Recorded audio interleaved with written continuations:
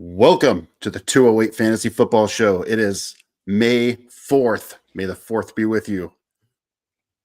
Today, we're going to talk about rookie redraft rankings, a little bit of NFL news, and some trades reviews. So let's get started right now.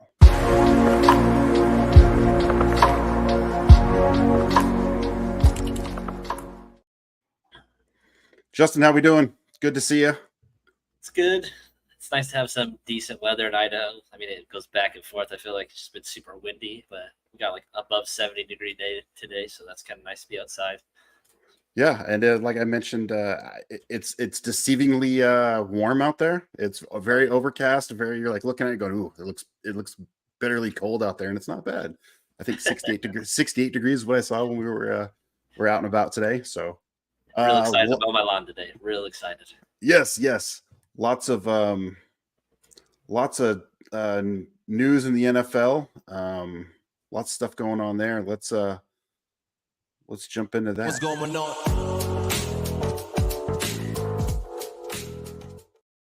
What do you got for us, Justin? You kind of had to expect some free agent sightings right after the draft. I mean, a lot of teams will wait until after the draft to sign whatever they feel like they have some holes in. So to kind of hit on the fantasy stuff, OBJ is going to the Dolphins to be their wide receiver 3. Again, they drafted Taj Washington, so it'll be interesting to see how that plays out. I mean, I don't think OBJ is an ad unless you're in a deeper league. Like, he's been super wishy-washy the past couple of years. The Chase Claypool to the Bills is super funny because they gave him 14, and I was just dying. They gave him Stephon Diggs number, like, nothing fresh off of Stephon Diggs. So I was like, it's kind of a big deal. They gave that number away to him. Yeah, and I'm staying completely away from him. Like, not even close. Like, he's undraftable. As a Bear fan, I get that. I don't think he'll do anything there. He's probably the wide receiver 5 or 6. He might be a special teams guy. And then DJ Chark to the Chargers might be the most interesting one out of those 3 wide receivers to the Chargers, just because Chargers wide receiver depth isn't super great. Again, they have Josh Palmer, Ladd McConkey, and Quentin Johnston. So, again, a bunch of wide receiver 4 to 3 ads. I don't know if that have too much of an impact on fantasy football. I think the biggest one, though, is Zeke. Going back to the Cowboys, as Matt talked about last week, we don't know what the Cowboys were doing. They didn't add one running back. Zeke had a very bad year. I think he had one of the worst rushing percentages behind the Patriots' offensive line. Again, the Cowboys did lose a lot on their offensive line, so I don't know how much of an impact that's going to have, but he's going to get opportunities to run the ball. I agree. Zeke's going to get some opportunities. He wasn't very productive last year. I think he had one of his highest receiving turnouts last year. I think that's what carried his fantasy value. But interesting, if you're out there looking in Cowboy circles on X, right, and just kind of listening, there's conspiracy theories going on about what the Cowboys are going to do, and essentially that Jerry Jones just wants to start over, and he'll pay Lamb. He's going to pay Micah, and the rest he's just going to let go, and then try to trade up in the NFL draft to get a quarterback. That's what they're all thinking. I'm like, I'm still not trying to. I'm trying to. Their team's going to be good. It's not going to be terrible. I don't know how they're going to be able to move up that high. But anyway, they still have a ton of talent. Like, I can see this Shador connection. Yes, yeah, me too. And that was the other piece I didn't mention, that they were going to bring in Belichick as the head coach. So again, I told you, lots of conspiracy theory stuff going on in the Cowboy world. Again, it's interesting to see what they're trying to do over there. Very good team. I really think they were frustrated after their exit the NFL playoffs. I mean, I know all the fan base, all the coaches were like, wow, this was rough. So, but anyway, we'll see what happens. Yep. And then the schedule release is May 9th. Pretty excited for that. They did do the teaser thing, like the thing that stood out on Falcons Twitter. The first thing you see is Bijan and Justin Jefferson. So maybe that's week 1. You get to see Kirk Cousins and go play the Vikings again. Maybe I'll put him against JJ McCarthy if they start him. That'd be super fun. Yeah, that would be fun, actually, see what the kickoff, how that goes. But Yeah, lots of news, more news to come. You know, we were last time we broadcast about a week ago, and there's NFL news happening all the time. We're definitely up to date on it. We're just trying to get out here and see you guys once a week. So, and just have a blast with this stuff. So, that's the news. Anything else to add, Justin, before we move on to the next segment? Just be on the lookout for, they're doing rookie mini camp right now. Like, just be on the lookout for like nuggets out there about guys performing. I know a report came out that Marshawn Lloyd could get the majority of the third down work with the Packers, which is huge. So you usually get a lot of intel out of those and see how those rookies are doing with how they are adjusting to the NFL life. So a lot of those teams start either last week or the end of this week. So just be on the lookout for news with that. Again, whatever news we get, like, we'll post it on here as well. Yep, for sure. And that is a great segue into kind of the meat and potatoes, no pun intended there. It'll make sense here in a second, of our next segment. And really, we're just going to focus on our rookie draft here, Superflex rookie dynasty rankings, what Justin and I have gone through, and just trying to navigate to give you guys some insight to what we think will happen. As I get things pulled up here, but and just kind of some selections, where you should go get guys, where and what makes sense. So let me get this pulled up here. And Superflex is also, it changes the dynamics between regular dynasty draft and Superflex just because quarterbacks are so important. Realistically, you should play 2 quarterbacks. You shouldn't be playing 2 flexes in a Superflex league. So, like, those quarterbacks just get bumped up. It's almost like the regular draft where we saw 6 quarterbacks in the first 12 picks. Like, quarterbacks are going to get pushed up the board. Like, a Michael Penix in a regular dynasty draft, he might go 3rd or 4th round. Like, in a rookie in a Superflex draft, he might go, like, he's probably going to go round 2. I wouldn't be surprised if people are picking him at the 112. Like, people are going to put a big incentive on quarterbacks just because they are worth so much. Yep, agreed. And I think that's a good way to point out, to keep it simple, from a single quarterback rookie dynasty and a Superflex dynasty rookie draft. Quarterbacks, just think quarterbacks all that first round. Almost all your quarterbacks go first round. We might have a little bit different today, but in general, that's kind of how it works. So for you guys new to Superflex dynasty or dynasty in general, that's the way it works. Just bump all your quarterbacks up to that first round or in higher levels for sure. So let me explain to you what we going on. So that first round is the green, right? That is, we're Idaho folks, right? We're Idaho people here. That first one is your loaded baked potato. Every Idahoan loves your loaded baked potato. It's got all the fixins, right? So that's what we want. Your second round is your mashed potatoes. You can't go wrong with mashed potatoes. They're good to have. They're hard to mess up. And they're delicious. The third one here is your potato salad. This is not your grandma's potato salad. This is your store-bought potato salad. It'll be okay. It's not the first choice, but it'll work. That's what we're doing, throwing some stuff out at the barbecue last minute. And then the last round, they're not terrible. They're not something you don't want. And they're just kind of go to, yeah. In a pinch, I'll do some tater tots. Right. So that is how we're going to rank these today. And you can see our first one right out of the gate, Justin, is Marvin Harrison. Again, first round, there is debate on whether in everywhere, Marvin Harrison at 1 or a quarterback there as well. I think we both agree either one is reliable. We both feel, just based on what we see here, Marvin Harrison Jr. is probably a can't miss this year.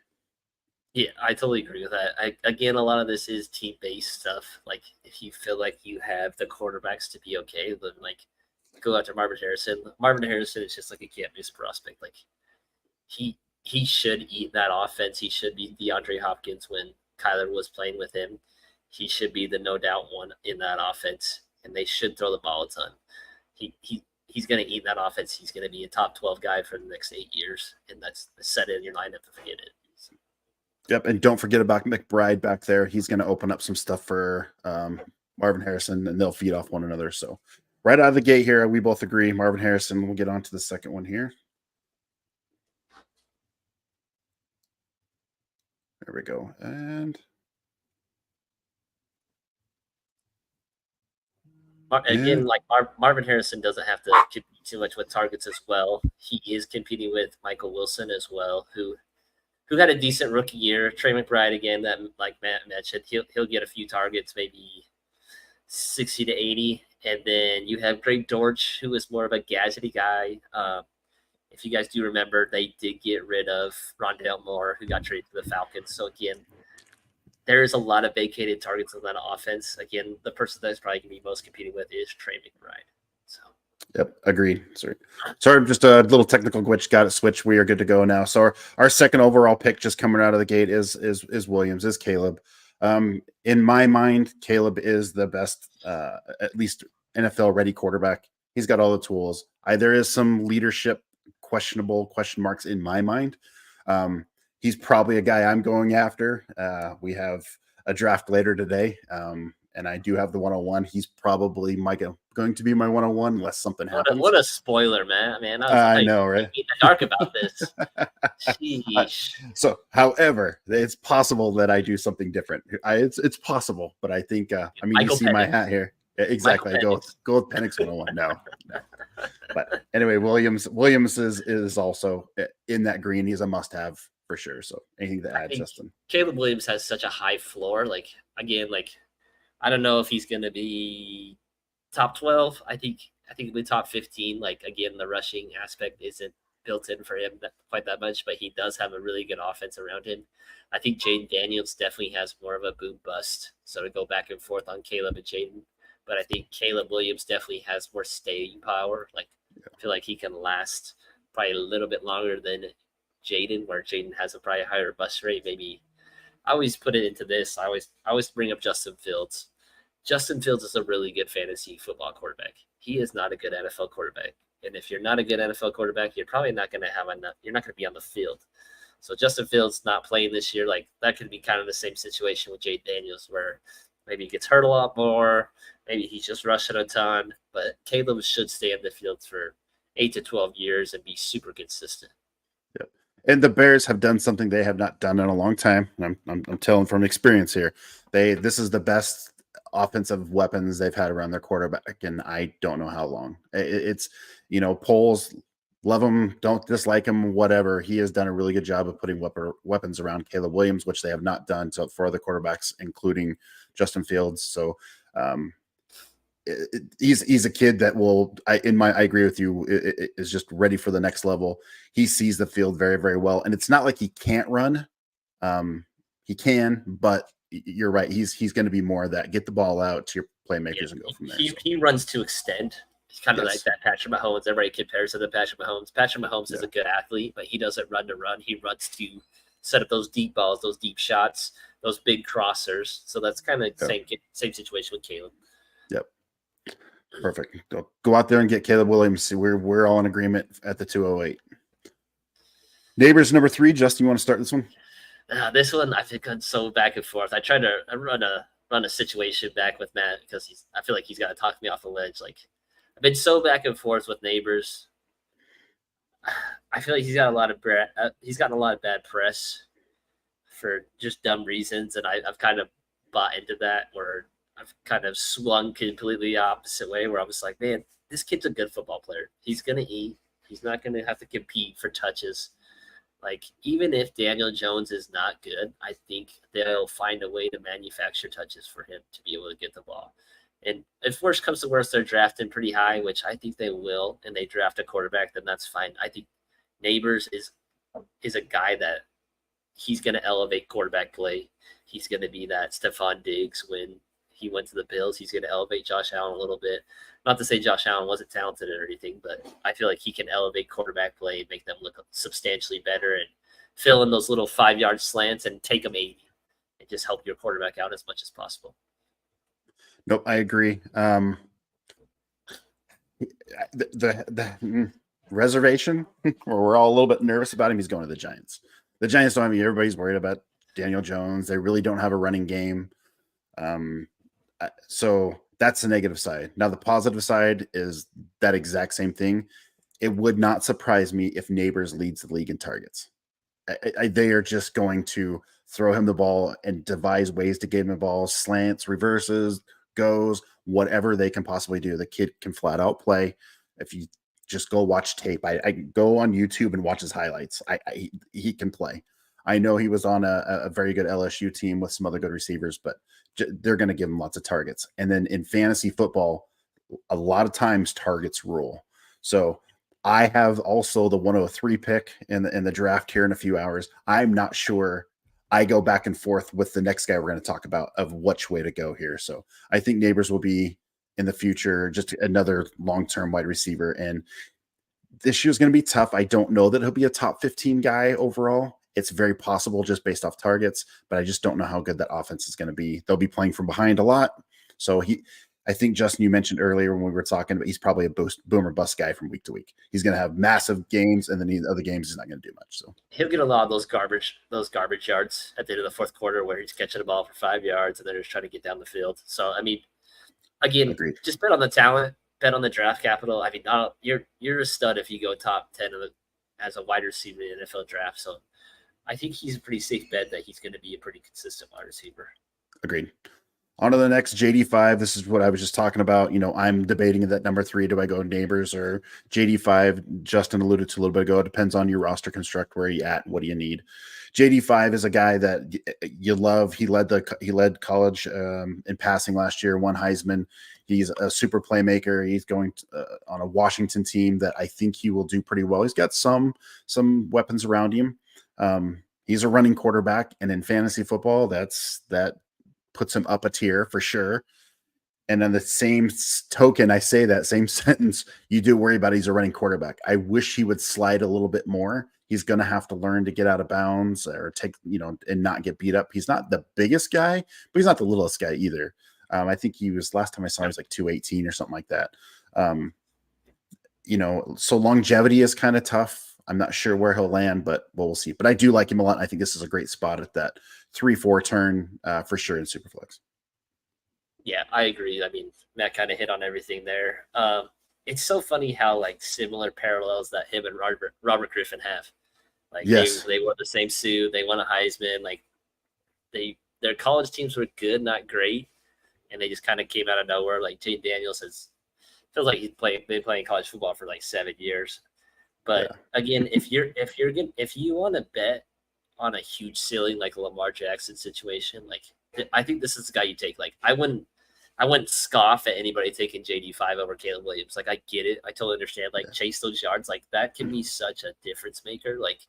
Josh Allen is such a difference maker. Lamar Jackson is such a difference maker. Even Justin Fields not passing for a ton of yards is huge. And Daniel Jones 2 years ago when I think he threw 21 touchdowns and had 12 picks, but he finished as a top 8 quarterback just because he was running the ball.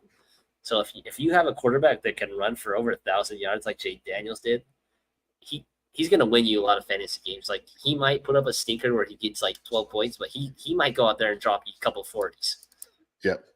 Easy. And if not more, right? He could do that 5 times. So we just don't know. So yeah, don't agree with 100%. Jane Daniels for sure in our 4 spot here. Is a good pickup. Can't go wrong here in the Superflex Dynasty draft. I'll turn over to you for Odunze. Your thoughts on Odunze? Where he's at? Odunze is a interesting one for sure. He's hard. So I compare him I guess not the player, but the situation I compare so much to JSN last year. I feel like when JSN came out last year, I was so pumped because he looked so good in that. I remember that Rose Bowl game. He was just balling out, and he comes out and he got drafted by the Seahawks. And I'm I don't know if I love that fit because he'll never be the one. You got DK there. You got Tyler Lockett, who's really good. And that's kind of with Odunze is there too, as well, with Keenan Allen and DJ Moore there. Again, you're going to have to be patient, I think. One advice I would say for those JSN managers that are getting kind of antsy about what JSN is, go out there and send them a trade offer tonight if you have a draft. Because they might take picks over JSN. I think JSN's still that guy. Again, Odunze, I don't think he's going to be anything crazy. He might be a wide receiver 2 or wide receiver 3 this year just because he's going to compete so much with so many different guys on that offense. DeAndre Swift catches the ball really well. Cole Kmet catches the ball really well. They're going to have a bunch of guys that catch the ball. Again, be patient with Odunze. Like, I think he's a really good player. I think he can be Devontae Adams-esque. Like, he's gonna ball. Like, again, you're gonna have to be patient. It might not be this year. It might not be next year. He might never be the number one on that offense because of DJ Moore, but I feel like he is a good prospect to take a bet on. Yeah. So yeah, you nailed everything I said. So, or was thinking anyway.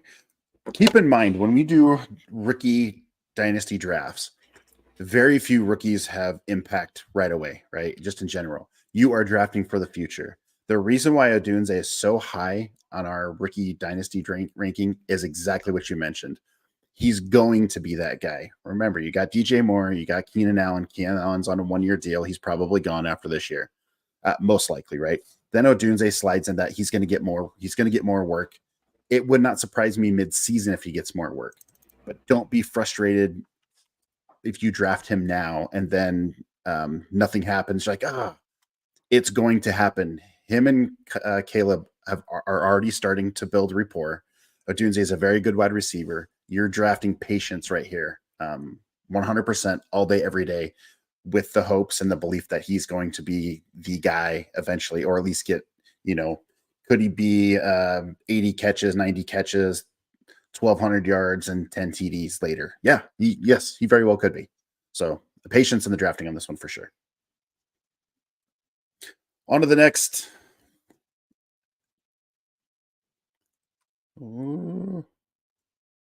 There we go. Mr. Worthy.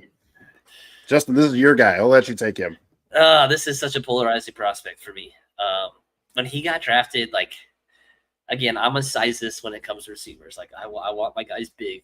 I think there's a little bit of a hall pass with Worthy.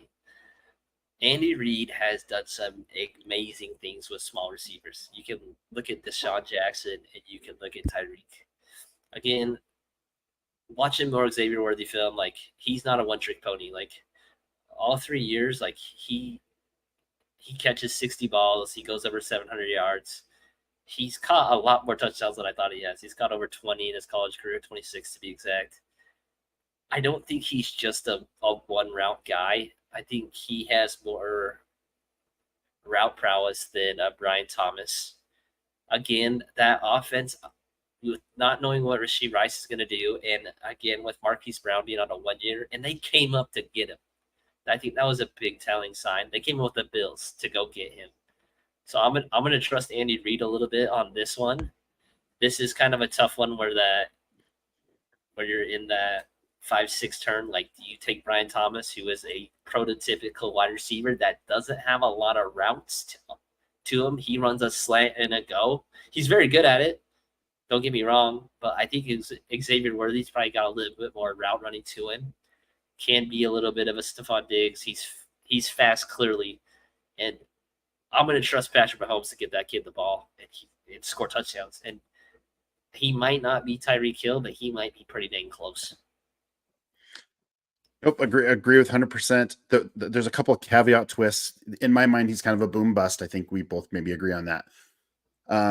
With the NFL changing their kickoff rules, it would not surprise me if they put Worthy in the back and let him return kicks, because he's going to basically get a running start and try to get some make that field shorter, right, for offenses. So it's possible. I've heard some rumors of that. Put him in on kickoff returns. The other thing that is intriguing, I heard this. I did not come up with it. I just heard it.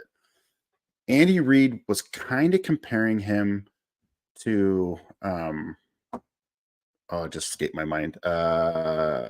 From Philly, when he was at Philly, the wide receiver, the burner. Was it Deshaun? Yes, thank you. Deshaun Jackson. The thing about Deshaun Jackson, who was right, he was your go guy, get him down the field. And Deshaun could run some routes, but what I'm hearing is Worthy is a better route runner than Deshaun. If you're going to compare Worthy to Deshaun in an Andy Reid mindset, he loves the kid. He loves that kid. He's going to utilize him. So you start adding up different things. What you alluded to, draft capital, speed, his route running ability. I think that's why we have him at the 6th spot here. He is worth every bit of the gamble in my mind. I don't know if I would take him any higher than this, but this is a good spot for him. Yeah. me and Matt kind of went back and forth on this when we were making this. I was like, man, I just think he should be higher. Like, yeah, I think he's got a chance to be really special. Yep. I mean, I just trust that offense a lot. And Rashid Rice is, in my mind, and maybe I'm wrong. Maybe I just been around the block too many times, but I feel like he's done. If he gets even a half the games, half season suspension, and then out for the whole year, that mental tough and all the legal stuff he's gonna have to go through, I think it's gonna be really tough on him. It's not hard, or not easy, I should say. So on to the next. Drake May. This is pretty easy one for me. It's a dynasty. It's a Superflex dynasty. He's going to be the starter at some point. I don't know that he'll be the starter day one, but it feels like he'll probably be the starter by mid-season. They're total rebuild mode, and there's some receivers we're going to talk about a little bit later, which we both like. But they're going to get him involved. I think this kid's a quick learner. He's built like a Roethlisberger. He's got a big arm. It's a good foundational piece for the New England Patriots, and I don't know. You gotta draft this kid in the first round. So I'll keep mine pretty short and simple. Like, I think they're gonna ruin him. I think he's a talented kid, like Matt has alluded to. I think the Patriots are gonna ruin him. I think they're gonna try to put him out there game one, and he's so inconsistent. He'll make a really good throw, then a really bad throw. I think he's gonna be Sam Darnold, and I would not take him in the first round. That is my opinion. I wouldn't touch him. I don't trust that offense. I don't trust that coaching staff. I don't trust anything off the Belichick tree. They just have never been good. I just think they're going to throw him out there. They're going to throw him to the wolves, and he's going to get killed in that division. Yep. So if I'm a dynasty team, Justin, and I need a quarterback, I am not in that. And let's say Williams and JD5 is gone, right?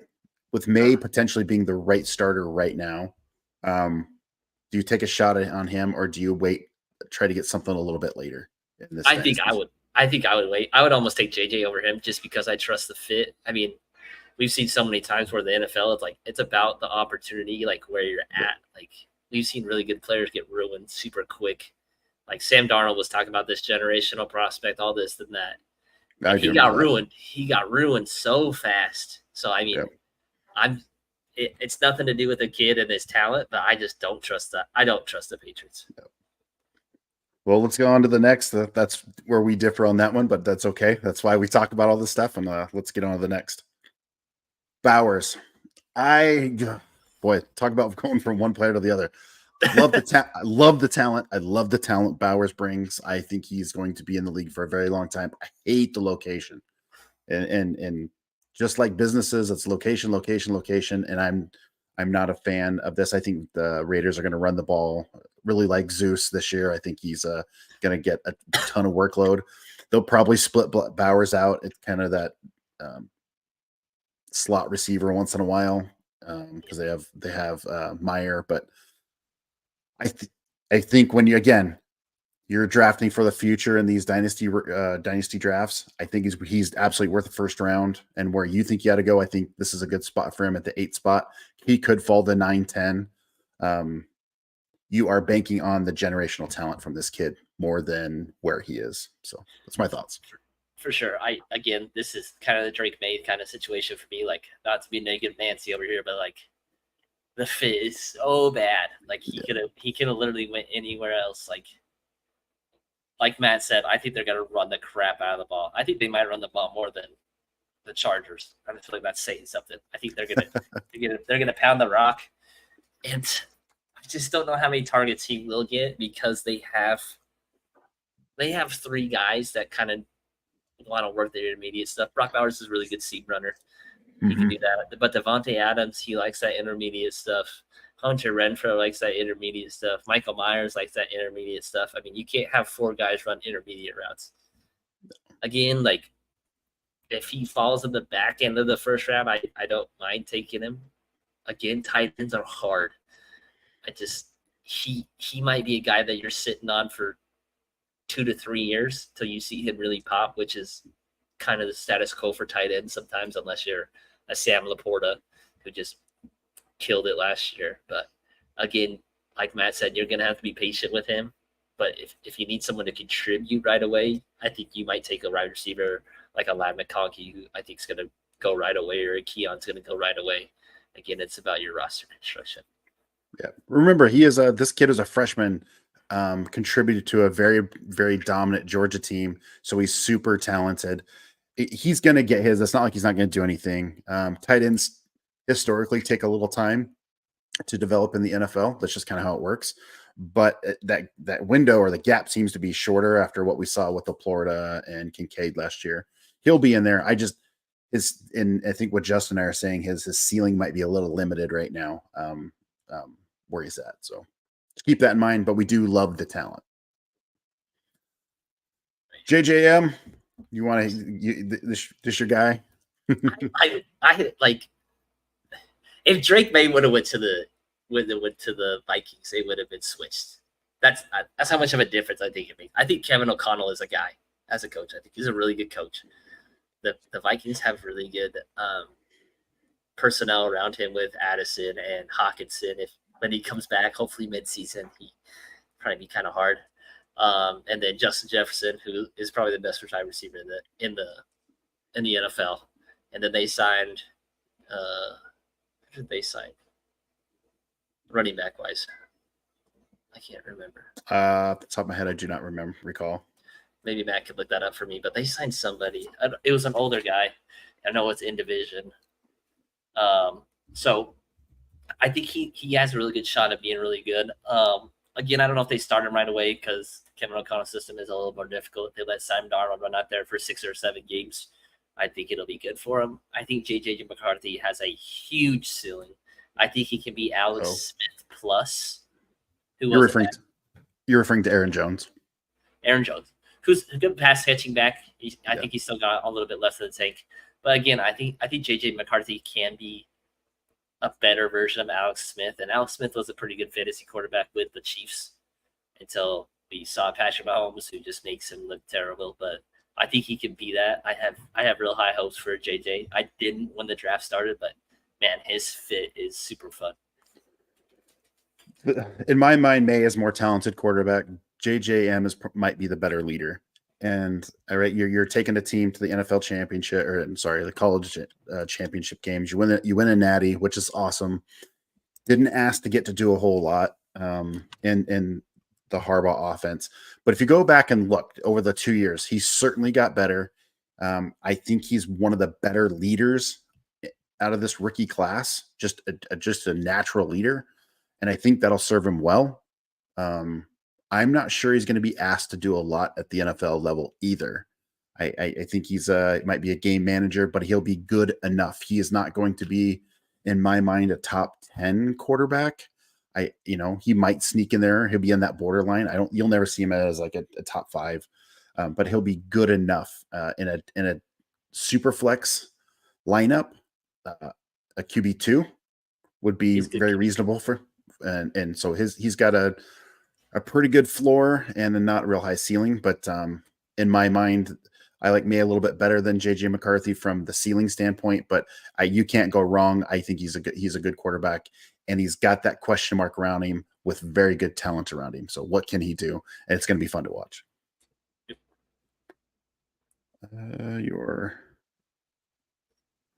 Yes, let's go. Love Vlad. I might take Vlad at the 107 in a dynasty. If I had it in our league, if I had the 107, I might take Vlad because I think he's gonna eat. I think he is gonna be the bona fide one there. I think he got taken by the Chargers for a reason.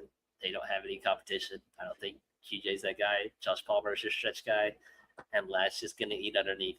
Again, he is St. Brown, but with the Chargers. I think I love Vlad. Love him. Vlad is an excellent player. I don't love the location. I just don't. He's a second round guy to me.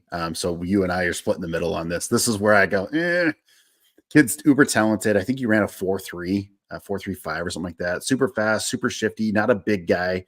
Possession guy, can catch. He's got great hands. Can make people miss a little bit here and there. I just don't like the Harbaugh offense. If you go back and look through if you look at the Chargers offense right now, they just signed Chark, I could say, right? They signed him. There's Ladd. There's Palmer. There's Parham. I think they got another tight end. I can't remember who it is off the top of my head. There's just really nobody. He has a chance to be a guy. They have Rice, which I think Rice may have better draft value than Ladd. And Rice is one of those guys who just is a hard worker. So, and we'll talk about him a little bit later, but I'm not going to fault somebody taking Ladd at the end of the first round. Not at all. He's a talented player. Just don't like the location. They're going to have to throw it to somebody. Right. There's probably garbage time here. I don't know if he's a true wide receiver one, but certainly talented. And again, don't fault people at the end of the first round. So there's my thoughts. Love me some Ladd. Give it to me all day. McConkey. I can't do the Irish accent for nothing. So. Love it. on to the next. There are two tight ends that they did sign. One is Will Dissly, glorified blocking guy, and then Hayden Hurst. Yeah, Hayden Hurst, that's who I was thinking of. So Brian Thomas Jr. here at the 9, I believe. At the 11, sorry. At the end of round 1. He's a tough one for me. Again, I get the pick. Makes sense. Got to see what Trevor Lawrence is. Trevor Lawrence has been so up and down. Yeah. I don't know what to make of him. Can he expand his route tree a little bit? He broke out super late, which is kind of concerning. Was he good because he was playing with JD5 and because he was getting less attention than neighbors? I don't know. Again, I would bet on Ladd and Keon probably before him. I think you just can't find a lot of 6'4" guys that are that fast and that big. So I think that's the biggest thing with him. No, agreed. I think he ran the second fastest combine, I believe, second fastest 40, uber fast. His RAS score is ridiculous. It was super high. It's all going to be with what Trevor Lawrence can do. Trevor Lawrence has to take a step. So you already alluded to it. However Trevor Lawrence does will directly impact Brian Thomas Jr. So if you're willing to take that gamble at the end of the first round, again, man, I like it. Because I think Trevor Lawrence can be the guy, then Brian Thomas Jr. is he's gonna eat. He'll fall in behind. I think Kirk is there, if I'm not mistaken. So it's like, okay, they're because they got rid of Calvin Ridley. They signed Calvin Ridley. Davis. Yeah. So, but there's still plenty to be had there. Again, I don't know if he's a day one guy. He's a guy that's going to develop and grow. You're drafting for future here. He's a big, tall, fast guy. Slants and goes is what he ran at LSU, and he was pretty darn successful at it. So I like him. I think all the check marks are there. Worth the first round if you like him. If what you need him, he's a good gamble. Stamp it. Move on to the next pick. Keon Coleman, baby. Keon Coleman. I'm gonna let you start. I've just loved his Twitter stuff, like him being with the Bills and like Tiger wish he could. Like, his stuff is so funny. He's going to the crowd chamber and he's like, man, I'm gonna be in WWE. He just seems like a super fun guy. Like, I think he's gonna be good. I think he's gonna be better than Brian Thomas. I think Coleman, Ladd, and Worthy will be the next 3 guys after those top 3 guys. I think they have a chance to pass Odunze, if I'm being perfectly honest, this year because of their opportunity that they have. Coleman should be the one in that offense. I think Curtis Samuel's going to be a lot better than people think he will be this year. Khalil had a really good year last year. I think they're going to involve Kincaid a lot more just with him taking his second year, taking another step. Again, I'm going to bet on Josh Allen at that offense all day. So I think he's going to eat. He's a big receiver. He is a little bit of a boom bust guy. Is he just Gabe Davis, where he has those 200-yard games and 3 touchdowns, and then the next 4 weeks he has a total of 80 yards? Maybe he definitely could be that, but I think he'll be a better version of Gabe Davis. Yeah, you nailed it to me. I think he's that next Gabe Davis, and you're right. He is a fun kid to kind of watch him on social media. Just got that likable attitude about him, just kind of a carefree type of kid. Big kid. You're right. I think he is a boom bust from week to week, and he could get better. I think that is his floor as a boom bust from week to week, and could get better as he gets more experience around him. But like him, Because of that boom bust, I think we have him at the end of round one. But you're right. He is in an offense that if you would have put Brian Thomas Jr. there, if you would have put Ladd there, you know what I'm saying? We would have liked a little bit better, but Coleman's a good fit. I think it's a lot of fun, and they just happened to get him at the end of round one there. So go get Coleman, fun kid, and worth the draft capital. Yeah, for sure. Into the round two, the mashed potatoes. Again, we love them. Get mashed potatoes; they're delicious, and we like Brooks. I think you and I both like Brooks in this Jaguar offense. So are Brooks and Benson right next to each other in this tier? I believe so. Let's just talk about both of them. So Brooks going to the Panthers. I think just another Cowboys theory. Like, I could see the Cowboys maybe trading for Miles Sanders. He just was real bad last year, and I think Chuba was so much better than him. Jonathan Brooks is going to catch a ton of balls. I think we all got to remember that Dave Canales is coming over from the Bucs with Rachaad White, and Rachaad White caught a ton of balls. So that makes me super excited about Brooks. If you want to take Brooks or Benson in the first round and like force the issue, because I think these are the only two running backs that have a legit shot at providing this year and the next 3 years after that, because they're both, one was second round pick, one's third round pick. I think they both can provide some value. Again, it might be late season. I don't know how Jonathan Brooks is going to come back from that torn ACL. They say he's on track to play training camp. With Benson, him going to the Cardinals, I think that offense is going to be tough to defend because of that. I mean, they have Connor there already, who had a really good year.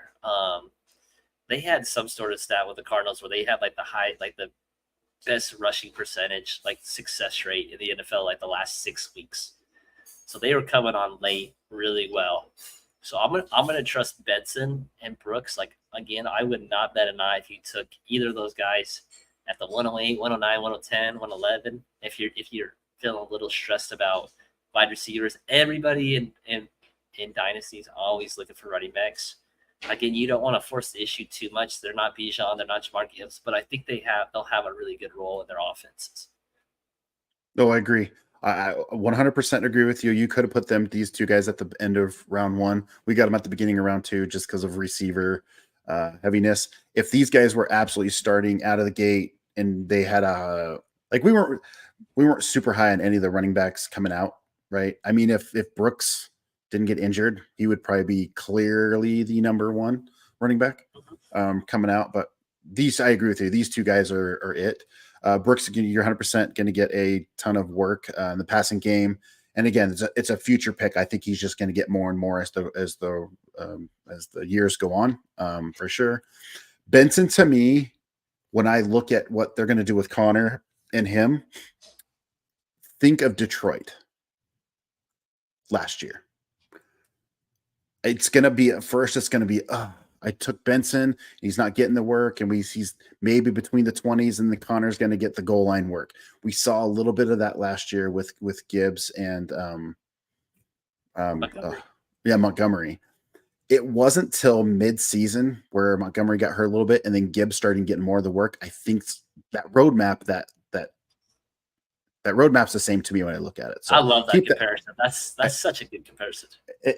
I just see that coming down the road. So anyway, I love them both. I will be trying to get them, at least a piece of them in all my leagues for sure. So yep. Penix, the mysterious Penix. We both love Penix. I know you didn't at first. We talked about it at our last show. But go ahead. Oh man, Penix. It's funny because I keep seeing all this Twitter stuff about us trying to trade Kirk Cousins and like how there's an out and all this stuff, and I'm like, we're not trading Kirk Cousins. Penix is he's a Jordan Love situation. If you want to bet on the talent, it's sit him. I think he's going to sit for 2 years.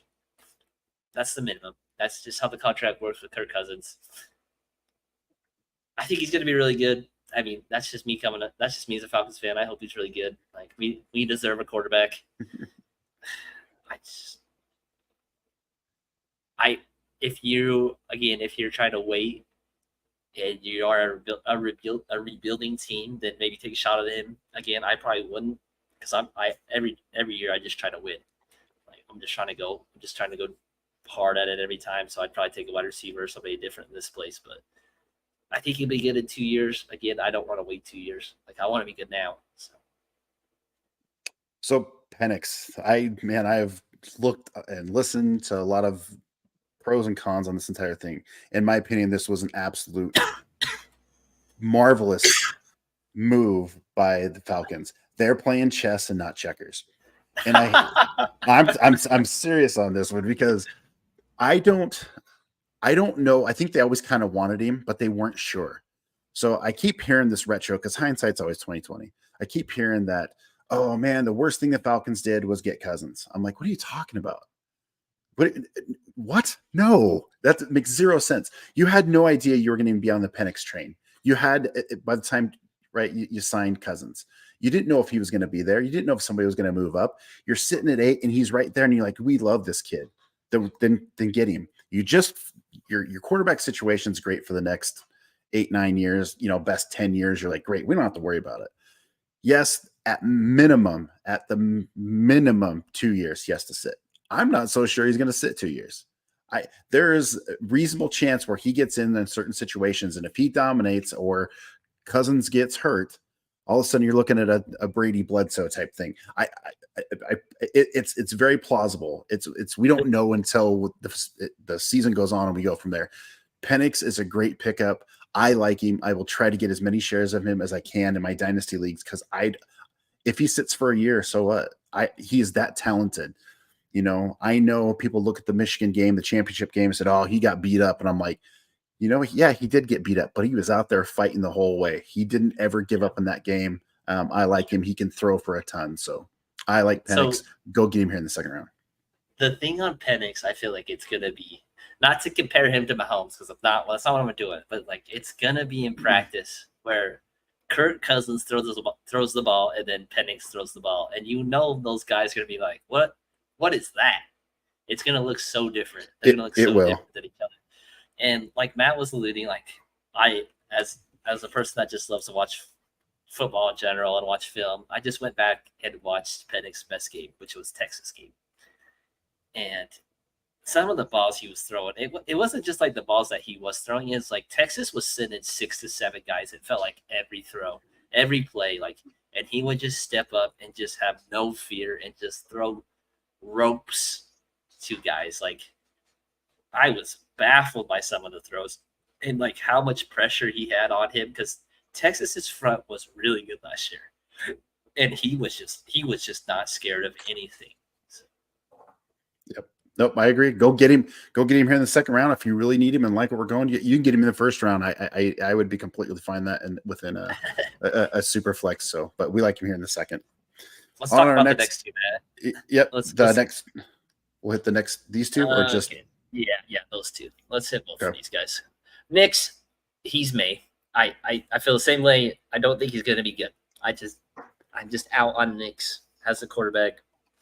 I hate Sean Payton because I'm a Falcons fan. I don't think they have good options around him. I don't think he's going to be good. That's just my 2 cents. He had a really good interception to touchdown ratio. It was like 45-3, which is ridiculous in college football. Xavier Legette, I'll hit on a little bit too as well. His press conferences are awesome. Like good old country boy. Like just like his accent is so funny. Him staying in Carolina to be able to go play for the Panthers, I think it's gonna be fun. Again, I don't know how great he's gonna be just because you have Bryce Young throwing the ball to him.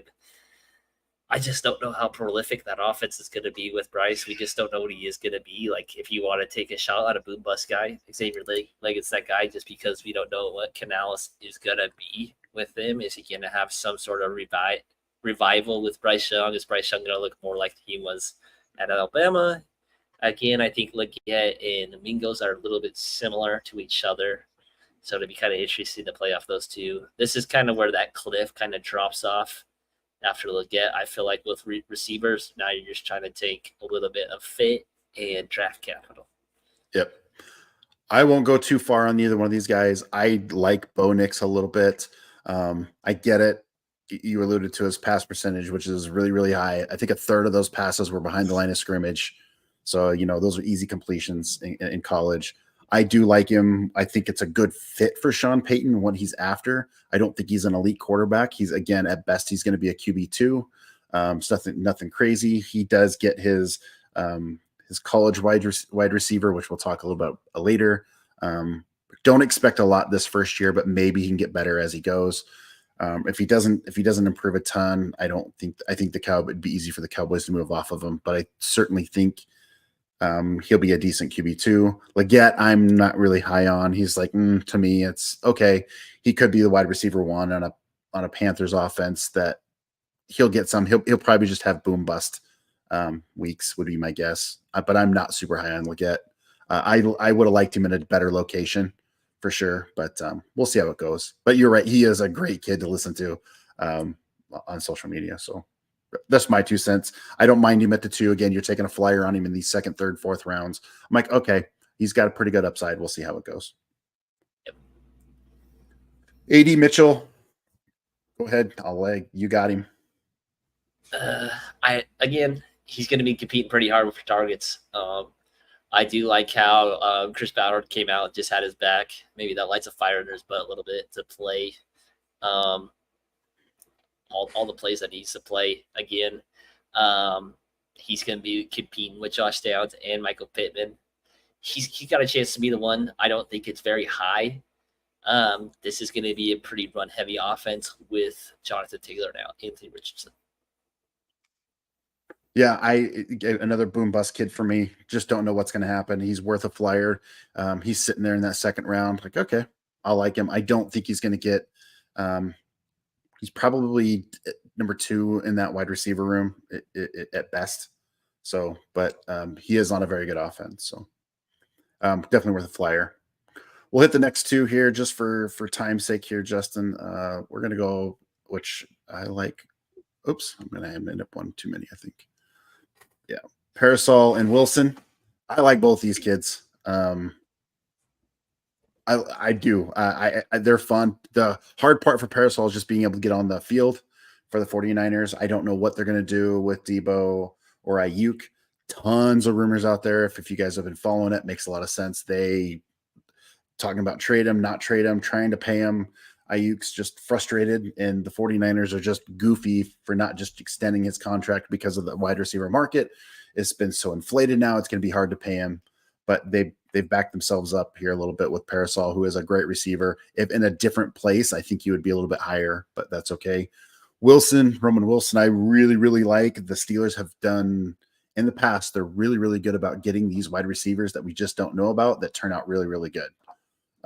Antonio Brown, right, is one. So nobody knew much about him when he came out, and he dominated. So Wilson's one of those kids, and I think the quarterbacks that they have fit him really well. I think he ran a 4.3 at the combine, pretty quick kid. And so now you got Fields and Wilson throwing to him, and they both love to throw the deep ball. So good fit for him. Yeah, I agree with that. I think Pearsall's got a chance to be that wide receiver 2 of that offense. Again, you just don't know what there's going to happen there. I think I'd probably take a shot on him over Leggett just because that offense is a lot more consistent with Purdy back there. And like Matt alluded to, with the Steelers taking wide receivers, I just bet on that. They take good receivers. Deontay Johnson in the 3rd. Juju was really good when he started his career. Martavis Bryant was really good. Antonio Brown, Emmanuel Sanders, Michael Wallace, like they draft good. They just know what wide receivers. They just know what good ones look like. So I think take the shot on Roman Wilson in the 2nd is a good shot. I'll take that shot any day of the week in the 2nd round on Roman Wilson. Perfect. Next 2, right? I had up there just a minute ago. And Lloyd. So both these guys are your backup guys. I think Wright ends up as the number 2 in Miami. I think he'll Mustard's like Mustard he's 108 years old. He is really old. He had a good season last year, but Wright, he's a big back and he's fast, fits that Miami offense really, really well. I like him. If you have if you need some running back depth, right? He's a great one to have. He'll be a boom bust guy, but he's going to be good. If you have Achan, go get him, back him up for sure. And then Lloyd makes a ton of sense. He was one of my favorite running backs coming out. I really liked him. I like him in this second round spot. Yeah, I think Lloyd's got a chance to be the best one in this whole draft class. Like, he's got a really good setup in Green Bay. Their starting running back has one more year left on Josh contract. Jacobs. Yeah, where they can cut him and it's not a ton of money, then he can take over. They're all really young. Yeah. So if I'm going to take him back in the second round, it's probably going to be him. And if I stash him for a year, if he gets third down work, awesome. Yep. Jalen Wright is a very interesting one because a lot of his knocks were his vision coming out. He just hit wrong holes all the time. With the Miami offense, you don't really have to worry about that. It's just one cut and go. And he probably hit a couple home runs just because he's a freak like that. Again, I think he's a replacement for Mostert. I think him and Achan will split that backfield. So I think Lloyd has a lot more upside. Yep. And again, it's probably mid-season. Don't expect anything right out of the gate, but by mid-season and whatnot, especially if they get things going, which would be pretty cool. So next two guys, Corum and Polk. We've talked a little bit about these two, but go ahead. Blake Corum, me and Matt were talking beforehand. If you have Kyren Williams, go get Corum. Go get him immediately. Kyren Williams was a 5th-round draft pick. If you guys have done any type of research with running backs that get drafted anywhere after on day 3, rounds 4 through 7, they just don't get second contracts. They're not heavily invested in them. Again, I know they took Blake Corum in the 3rd or 4th round. I can't remember. But there's no – Kyron's in his last year. Maybe Corum is that guy next year. He's going to get some run this year. Again, he is a second half of the season type of guy. I think he's a good bet to bet on with these running backs. I'm super excited about these like second-tier running backs more than I am these second-tier wide receivers. With Polk, he should be the one, but it's in a bad offense. So I'll take that. Like, if you're the one in the offense, you're going to get a lot of targets. You're going to get a lot of volume from Drake May or Jacoby Brissett, whoever that is. So I like him a lot as a shot to be the number one in a bad offense. Yep. I agree with you, and I'm going to back up to Corum a little bit. Corum being his draft capital is higher than Kyron's. Look, Kyron, I think he was 5th round. I'm pretty sure he was a 5th round back, 4th, 5th, somewhere in there. He essentially got acres out of LA, right? He just took an advantage. I didn't like Kyron coming out. I thought he was too slow. But he proved a lot of people wrong. He had a chip on his shoulder, went and got it done.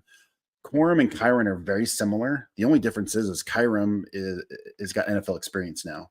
And McVay loves him. And so they go out and get a backup. You know, that's the idea. Bring in, say, hey, we got 2 backs that are the same. And it might be a 60-40 split, 70-30 split coming out of the year. I do like Corum. I think he runs hard. He gets after it. If he wouldn't have got hurt, he would have, not last year, but the year before, he probably would have came out the year before. But he lands in a great spot in that McVay offense. You have to handcuff him. That is I can't give you any better advice with Corum. If you have Kyron, go get Corum. It's that should be one of your top priorities. Polk, you're 100% right. It's a rebuild. I don't think New England was on Polk at all in the draft. I think what happened was because they didn't really move up to really get a receiver. But the Washington wide receivers coach, or Washington, I think he was wide receivers coach at Washington, is now in New England. And so they were like, hey, you need to go get this kid. Because I think, Justin, you were the one who told me this the other day, that Polk is he was a leader in that Washington locker room.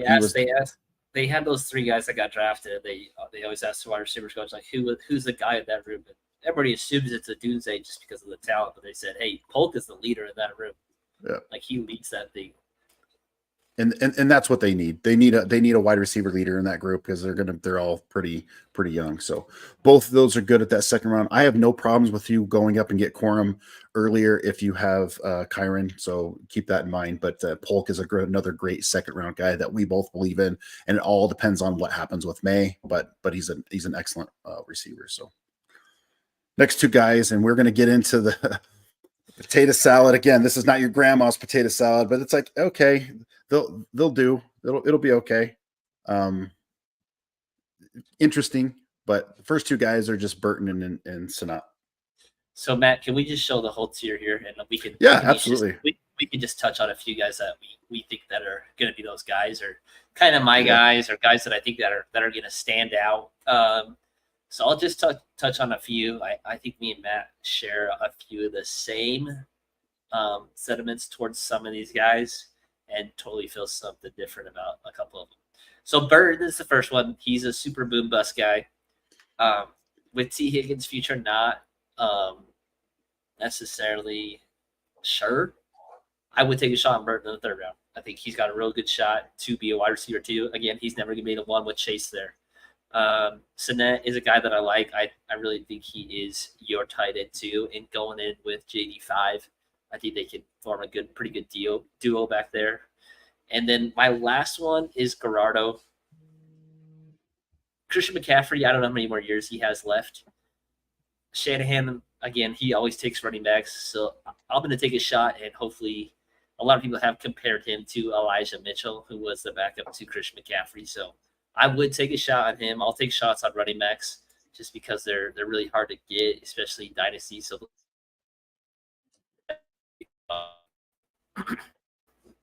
yeah, you broke up there just for a second, Justin.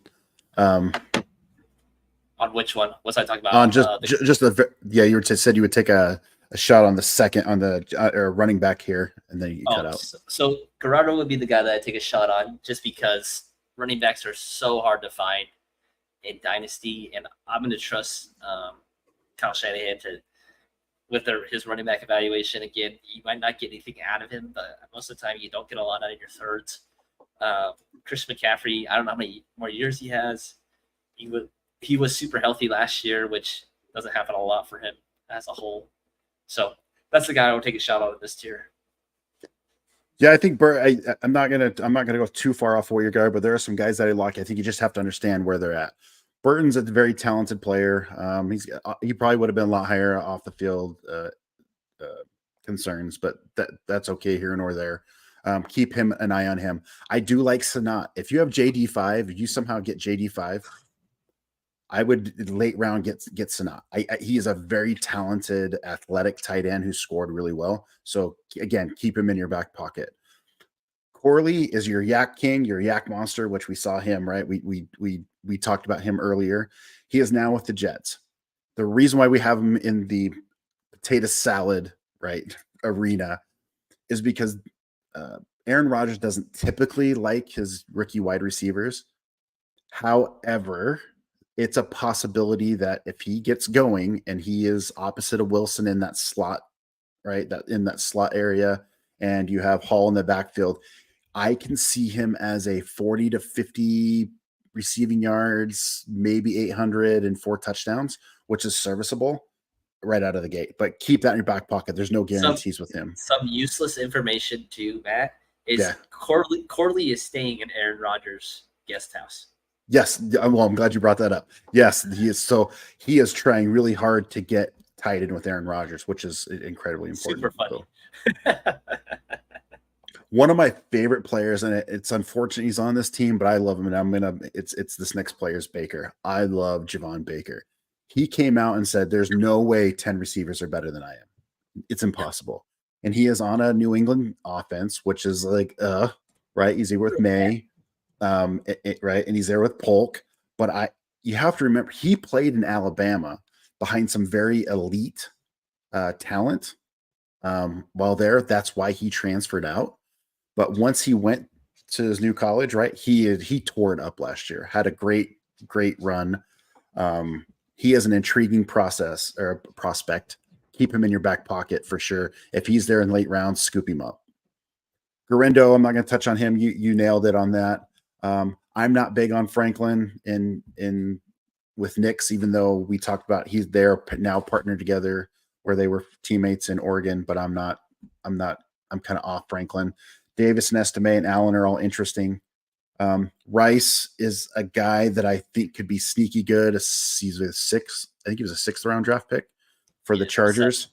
maybe seventh. Yeah, maybe seventh. So far. He's way down there, but he's a good wide receiver.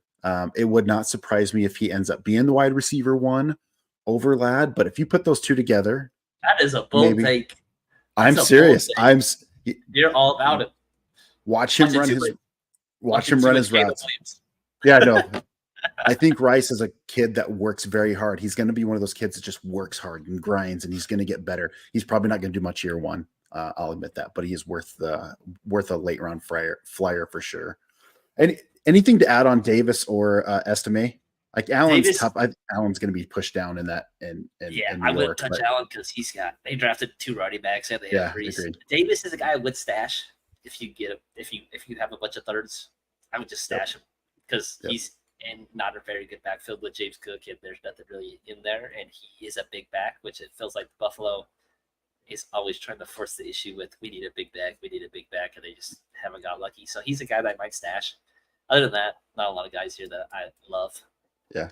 If you draft him, you right, put him on your, you love him, right? Put him on your taxi squad and see how they do for a year. And if nothing pans out, you can easily cut him. So we're going to get our tater tots, right? Hey, you can't go wrong with tater tots. It's quick. It's not your favorite, but you're like, okay, I'll put them on my squad. So I'm going to just put all these up my wife run through Justin. Very different about that, man. She's all about the tater tots, man. All about the tater tots. All about the tater tots. I didn't say they're bad. I just said, I'd rather have a loaded baked potato. I get it. I gotcha. All right. So the one guy, I guess there's 2 guys that I really want to touch on. There we go. Is Jalen McMillan, another Washington guy. I know. Love the Washington guys. I think he's got a shot. I think he's got a shot to be the 2 with Chris Godwin got maybe 1 year left. He just has so many big plays at Washington where I feel like every other friggin' play was a 40-yard touchdown to him. The next guy is Tyrone Tracy. There is absolutely nothing in the Giants' backfield. You have Devin Singletary, who was good last year with the Texans. Nothing crazy, but I feel like Tyrone Tracy could go take that job. He could be like a Dameon Pierce and just take someone's job that got drafted really late and just go play halfway well and have a 1,000-yard season and surprise a little bit. Maybe you trade off of it again because those late round guys don't really have a lot of draft capital in them. So those are the 2 guys that I'd probably look for in the 4th round is be taking a flyer on. Yeah, depending on your draft or your team construct, I could take a flyer on any of these guys. You kind of touched on the ones that very similar. Like Shipley with the Eagles could be interesting. He's a good running back. You're gonna call me crazy, but keep an eye on Rattler. If for some reason Carr goes down, right, and I'm not impressed with Carr because I have him on my draft or my dynasty team. But if he goes down, I think he's serviceable, and he very well could take over that offense. But again, we're talking 4th. It's a tater tot, right?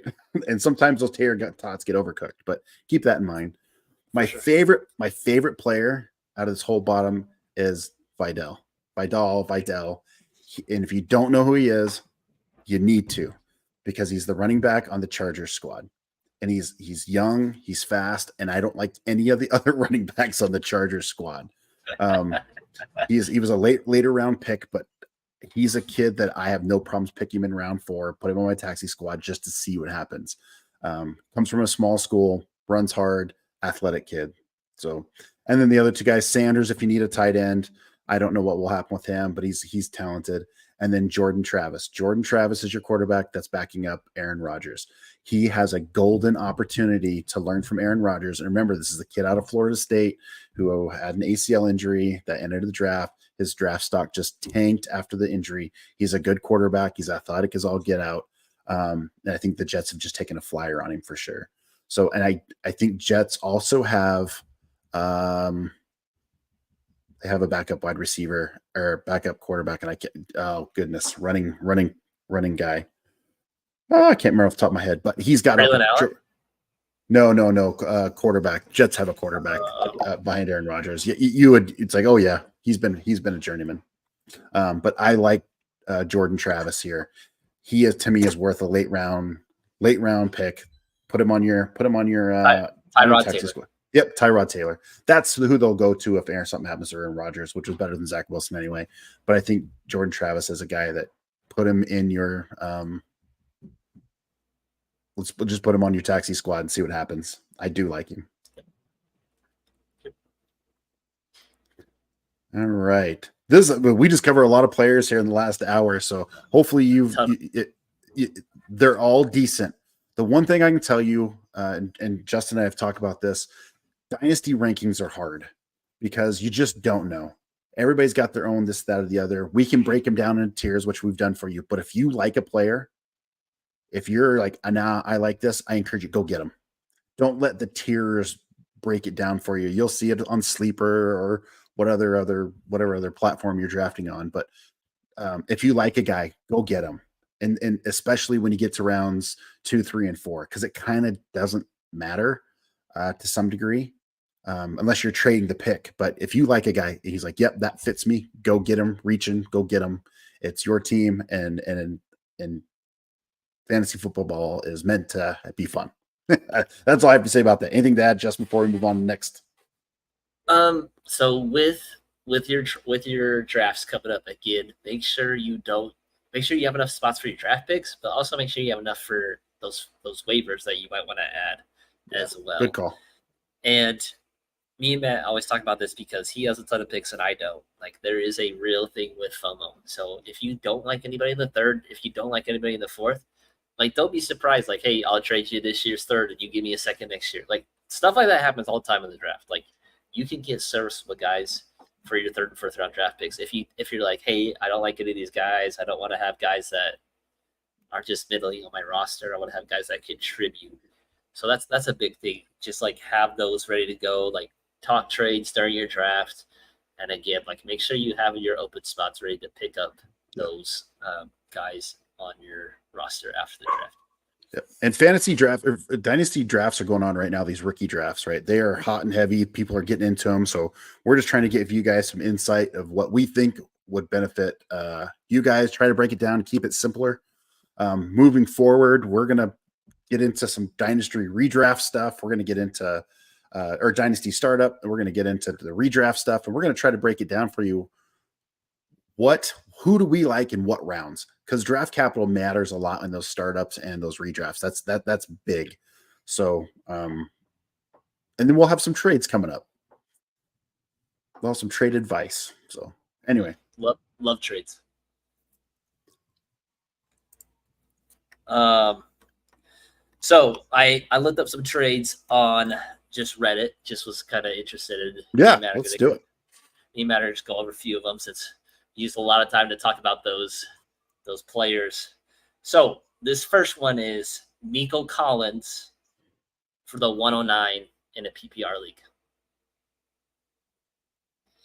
Non-Superflex, 1 QB league. Talk us through your thoughts here, Matt. Nico Collins for the 109. And you said this is for 1 quarterback league. Superflex. One quarterback league, PPR.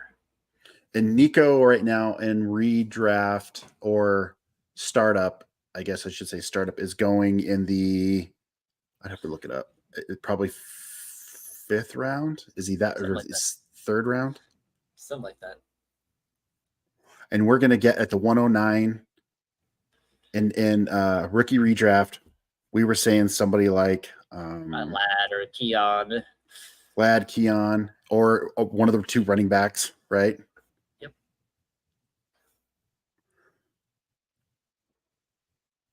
If I need a wide receiver right now, I'm gonna take Nico.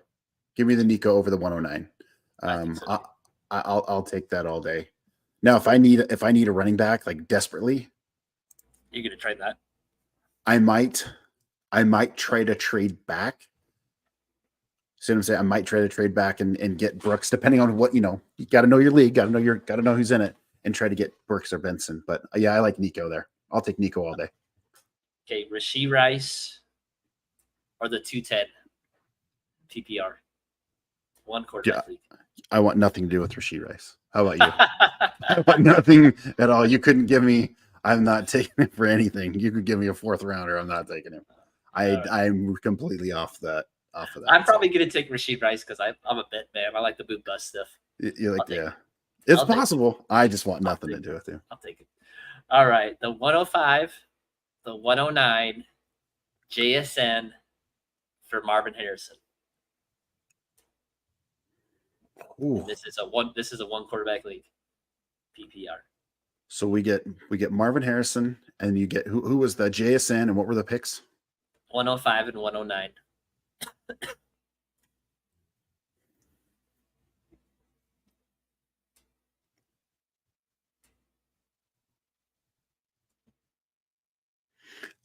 So if I give up Marvin Harrison, I get JSN. I might get a Dunze at the 105.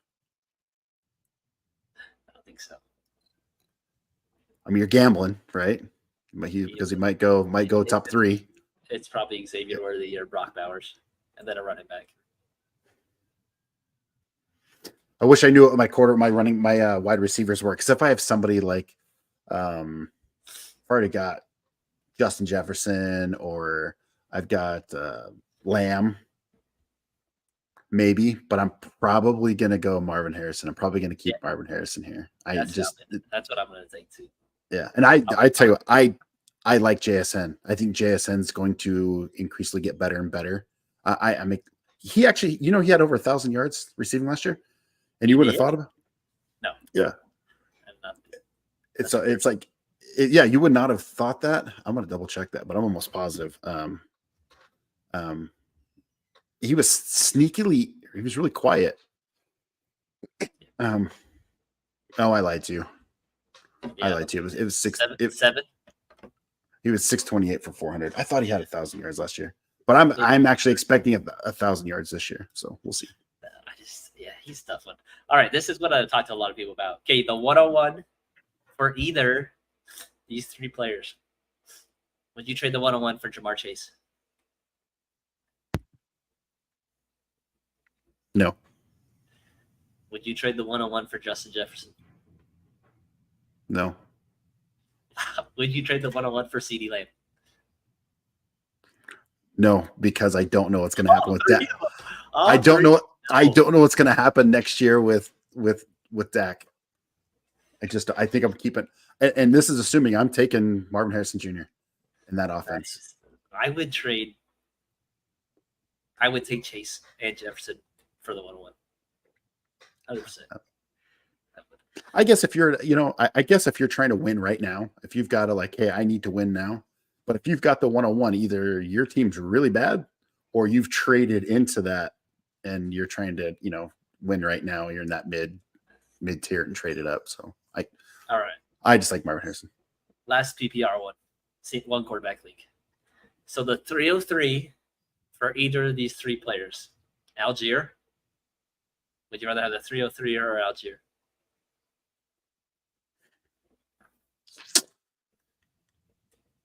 I'm just looking who's at the 303.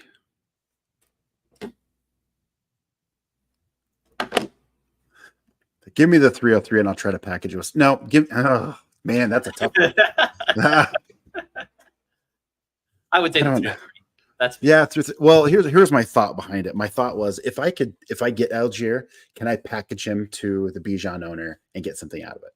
Right. That was my thought. So I think you're right. That's another trade. Those are tough. Yeah. Give me the 303. Okay, the 303 or Zach Charbonnet. That's the same thing. All very similar. I would take Charbonnet. I would just treat it like the same. I'd probably go ahead and give me the 303, but I could take Charbonnet and try to navigate that up. I'm just worried about Seattle's running game.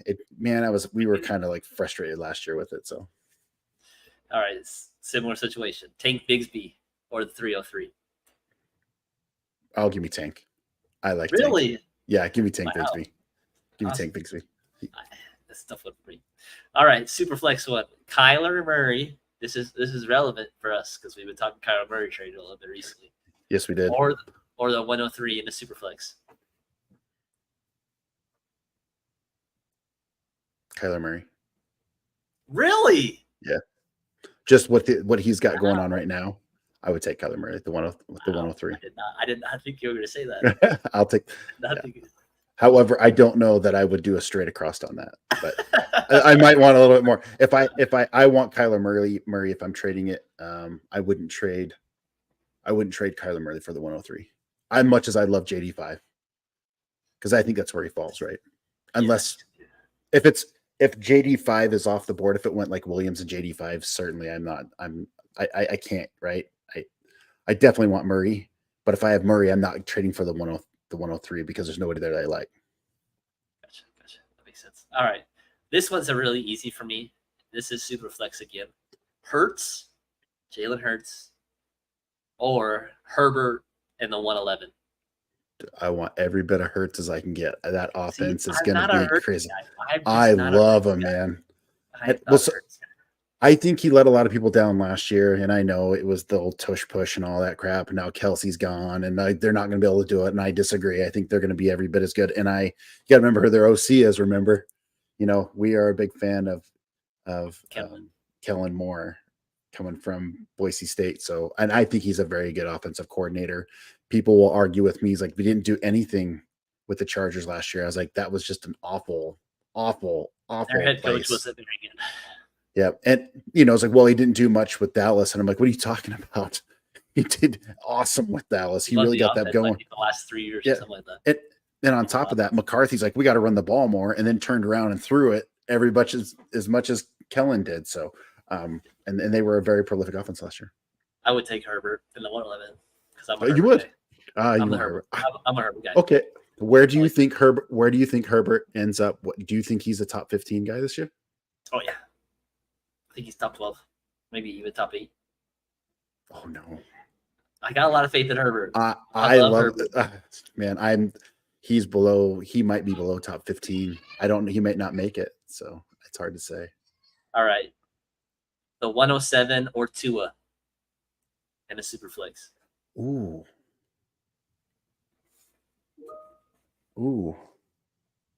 That is a tough one. That's a really good one. If Tua is my number 3 or Tua is my number 2, depends on where it's at, but I'm probably taking Tua. I'm probably keeping Tua here, depending on where he's at, and that makes me nervous. It makes me nervous keeping him. But offense is really good, but it takes one hit and he's done. It depends on what the depth is. If I've got depth at quarterback, even somebody suspect, right? Even if I've got Derek Carr. Derek Carr is your number 2 quarterback right now. Well, he'd be my number 3 in that, right? Because I'm going to put Tua over Carr. And I know if I can get Penix, I'm okay with it. I'll take it. Yeah. That's how much I love Penix, man. I'll take it. I would do it. I'm bold like that. I'm going to bury my team. I really do think Penix starts within a year. I hope you're right. And he's going to tear it up. So I'm scared to death. All right, last one. Ladd and Malik Neighbors for Marvin Harrison. Probably keeping Marvin Harrison. Yeah.